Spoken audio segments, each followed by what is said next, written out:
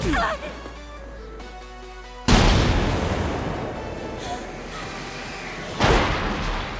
पिछले एपिसोड में हमने देखा कि एरन, राइनर, बर्थोल्ड और येमेर जाइंट ट्रीज के जंगल में होते हैं और वहां एरन को पता चलता है कि वोलरोस में जो टाइटन्स दिखाई दिए थे वो सब 20 टाइटन की वजह से हुआ था।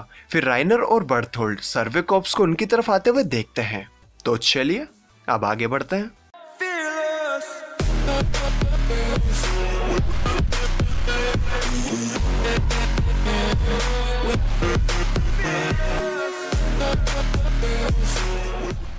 तो एपिसोड की शुरुआत में हम देखते हैं कि कुछ सर्वे कॉर्प्स कोनी के गांव पहुंचते हैं और देखते हैं कि पूरा गांव टूट फूट चुका है, लेकिन उन्हें भी किसी की लाश या खून के धब्बे नहीं मिलते। तो एक सैनिक कहता है शायद वो सभी लोग भाग गए होंगे। तो दूसरा सैनिक कहता है लेकिन फिर टाइटन्स ने इतनी तोड़फोड़ क्यों की और आखिर वो बिना घोड़ों के कितने दूर भाग गए होंगे। तो एक सैनिक पूछता है फिर आखिर क्या हुआ होगा।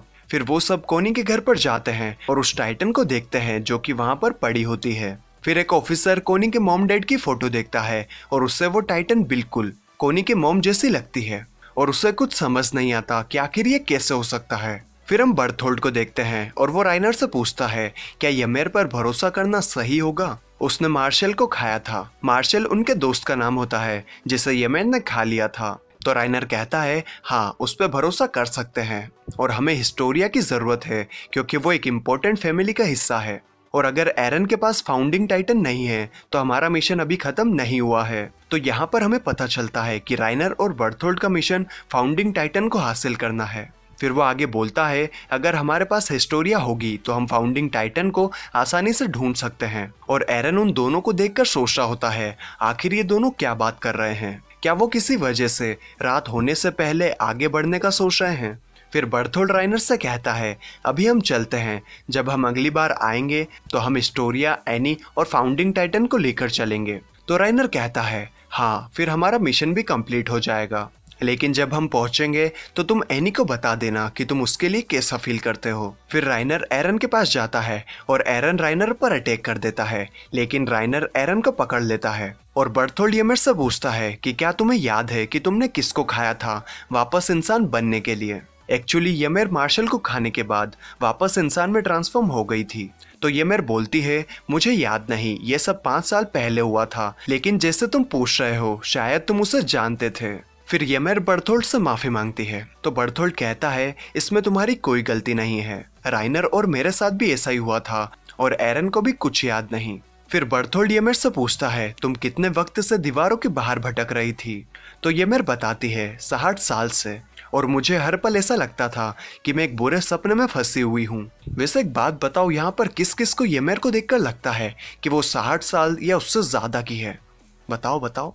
और येमेर के ये वर्ड सुनते हुए एरन बेहोश हो जाता है। हो क्या जाता है, राइनर के हाथों कर दिया जाता है। फिर हम सर्वे कॉर्प्स को देखते हैं और वो आसपास टाइटन से घिर जाते हैं। फिर हम राइनर और बाकी सभी को देखते हैं जो कि टाइटन से पीछा छुड़वाने की कोशिश कर रहे होते हैं और सर्वे कॉर्प्स से भी। तभी येमेर भी सर्वे कॉर्प्स को आते हुए देख लेती है और राइनर कहता है सर्वे कॉर्प्स को फॉर्मेशन बनाने के लिए बहुत सारे घोड़ों को दीवार के इस पार लाना पड़ा होगा और मुझे नहीं लगा था कि वो इतनी जल्दी ये सब कर पाएंगे। जरूर कमांडर एरविन उनके साथ होंगे।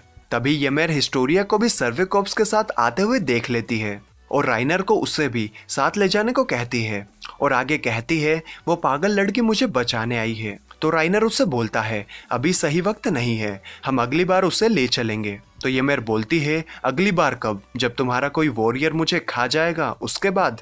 नहीं, मैं तुम पे भरोसा नहीं करती। तो राइनर बोलता है हमारे लिए भी हिस्टोरिया इंपॉर्टेंट है। तो येमेर कहती है हमें उसे अभी बचाना होगा। तो राइनर उससे प्रॉमिस करता है कि वो बाद में हिस्टोरिया को बचाएगा। फिर येमेर फ्लैशबैक में चली जाती है जहां पर एक आदमी उसे अडॉप्ट कर लेता है और उसे कुछ लोगों के सामने राजा का खून बताता है और येमेर को भी ये सब अच्छा लगने लगता है क्योंकि इसकी वजह से ही येमेर को एक अच्छी जिंदगी मिलने लगती है। लेकिन एक दिन कुछ सैनिक आकर उन सभी लोगों को बंदी बना लेते हैं और येमेर पर एक आदमी इल्जाम लगाता है कि ये सब येमेर का करा धरा है।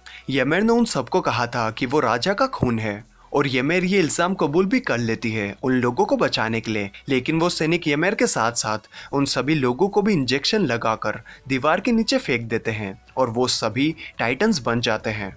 और इसके बाद येमेर भटकती रहती है और एक जगह पर लंबे समय तक सोने की वजह से वो गड़ जाती है और उस जगह से उठकर येमेर मार्शल को खा लेती है और वो वापस इंसान में बदल जाती है। और इसके बाद येमेर खुद से एक वादा करती है कि वो खुद से कभी झूठ नहीं बोलेगी। और इन सब के बाद येमेर ने उन 2 पुजारियों की बात सुनी और सेना में भर्ती ली। और जब वो हिस्टोरिया से मिली तो उसे समझ आ गया कि हिस्टोरिया भी उसकी तरह ही है।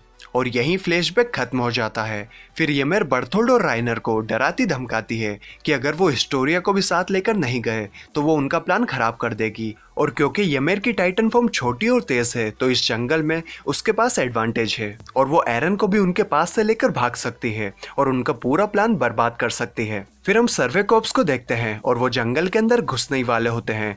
तभी वो जंगल में किसी को टाइटन फॉर्म में ट्रांसफॉर्म होते हुए देखते हैं और एरविन ये बात सभी सैनिकों को बता देता है और सभी को टाइटन से बिना लड़ते हुए एरन को बचाने को कहता है। फिर वो सब अपने घोड़ों से 3D मूवमेंट गियर में शिफ्ट हो जाते हैं। तभी कोनी को येमेर दिखती है और वो उससे एरन, राइनर और बर्थोल्ड के बारे में पूछता है और बाकी लोग भी वहां आकर येमेर से कुछ ना कुछ सवाल करने लगते हैं। लेकिन येमेर किसी को भी कोई भी जवाब नहीं देती और हिस्टोरिया को ढूंढ रही होती है।